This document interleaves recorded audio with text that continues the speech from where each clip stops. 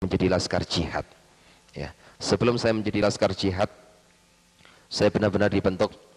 Waktu itu ada di Ambon. Ya, saya bersama Ustadz Japar waktu itu. Karena laskar-laskar jihad ini merupakan sebuah laskar yang memang dipersiapkan betul untuk menghadapi kelompok-kelompok orang-orang Kristen. Terus lahirlah EPI itu sendiri. Pada saat itu Jawa Timur masih kosong, masih belum ada gerakan orang EPI sama sekali. Belum ada orang gerakan EPI sama sekali, sehingga Habib Rizki waktu itu memanggil saya. Saya disampaikan bahwa seluruh dewan pengurus yang ada di EPI meminta saya untuk memimpin menjabat EPI di Jawa Timur. Karena tugas EPI harus dicerahkan kepada orang yang punya gelar habaib. Kalau nggak ada embel-embelnya habaib, tidak boleh. Akhirnya saya pimpin. Karena pemimpin EPI harus mempunyai banyak kriteria.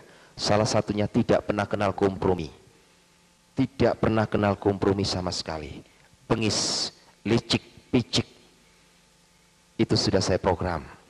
Pada tanggal 10 Januari pada tahun 2004 ketika saya diangkat menjadi ketua EPI di Jawa Timur ini, saya sudah persiapkan begitu detailnya. Tugas saya hanya satu, hancurkan kelompok kristenisasi di Indonesia. Dan saya akan hadapi setiap gerakan-gerakan orang-orang Kristen di Indonesia. Siapapun juga dia, saya akan hadapi. Dan rencana jahat saya ini sudah mulai saya timbulkan program untuk membuat satu kekacauan, untuk membuat satu pengeboman, untuk membuat satu ini dan itu.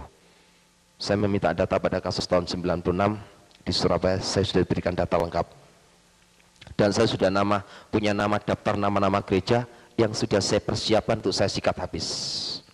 Saya sudah siapkan, rapatkan barisan, saya siap kontak di Sukun. Kebetulan markas saya ada di Malang, di Sukun.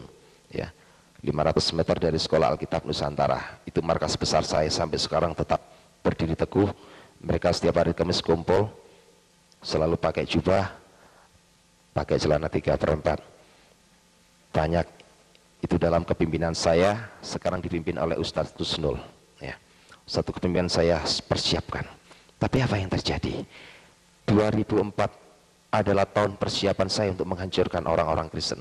Saya nggak mengerti mengapa saya benci kepada orang Kristen. Saya tidak mengerti. Hanya saya ditanamkan oleh guru saya bahwa orang Kristen itu kafir. Walan tardu angkal Yahudi wala Nasoro. Hatta tatabiya milatam. Wong Yahudi ku nggak ubah kalau babi. Wong Kristen itu nggak ubah seperti anjing. Dia adalah haram. Penanaman itu tertanam dalam hati saya. Sehingga saya katakan orang Kristen ini memang orang pembuat kerusuhan. Kebencian saya semakin mendalam. Saya persiapkan betul.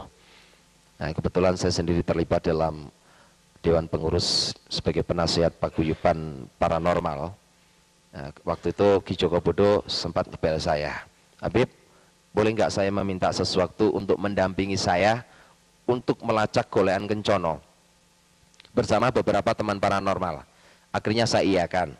Ya, memang saya secara pribadi mengenal dunia gaib itu bukan belajar dari turunan. Jadi saya usia 4 tahun itu saya sudah bisa melihat, oh di situ itu ada ini dan itu. Sehingga ketika Latifi membuka satu peran tim pemburu hantu, kami terlibat di dalamnya untuk menjadi tim pemburu hantu di sana. Ya, mungkin yang sering kali lihat Latifi tidak akan asing karena rambut saya waktu itu masih panjang. Ya, tapi sekarang seringkali di siaran tayang, di siaran tunda ulang terus itu terjadi di Latifi. Saya nggak tahu apa motivasinya, tapi saya biarkan aja. Saya merasa juga nggak dirugikan dalam hal itu.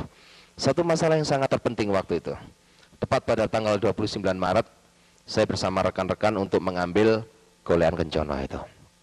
Ya, apa yang terjadi?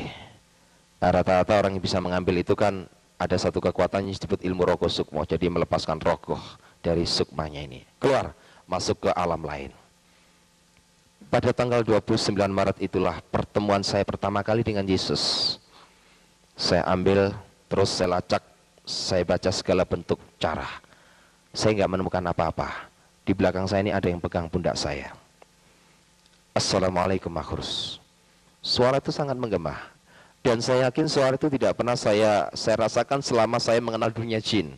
Ya, ketika tangan itu menyentuh pundak saya, ada sebuah power yang masuk. Saya ini seringkali mengislamkan jin. Karena selama hidup saya punya 182 jin yang saya islamkan yang menjadi santri saya. Jadi ngajinya sama saya. Nah itu. Jadi saya itu senang mengislamkan jin. Lebih-lebih kalau pikiran saya sudah sumpek di dunia, saya masuk ke alam jin.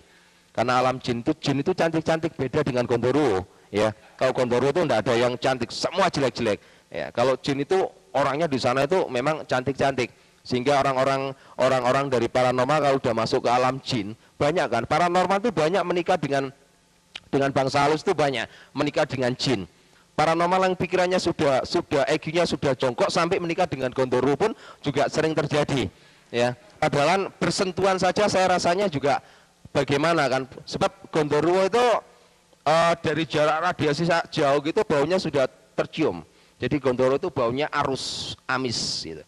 Makanya di desa-desa kan kadangkala ada suaminya meninggalkan istrinya, terus ada yang datang persis suaminya, ya kan. Nah Gondoruo itu pintar mendo-mendo jadi orang lain, tapi dia nggak bisa merubah kakinya. Jadi mulai wajah sampai kaki ini bisa. Jadi lutut ini sampai ke bawah tetap kakinya Gondoruo. Jadi dia hanya bisa merubah dari sini sampai ke atas, dia bisa merubah.